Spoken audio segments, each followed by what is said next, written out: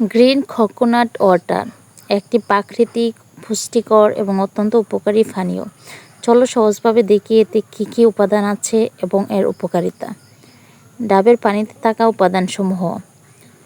ডাবের পানিতে এক ধরনের প্রাকৃতিক ইলেকট্রোলাইট সমৃদ্ধ তরল থাকে।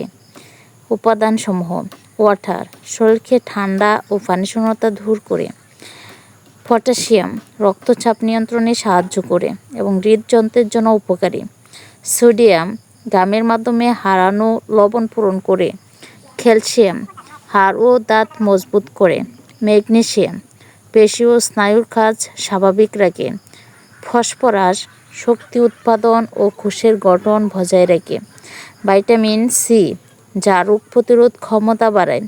ভিটামিন বি1, বি2, বি3, বি5, বি6 যা দেহে শক্তি উৎপাদনে সহায়তা করে।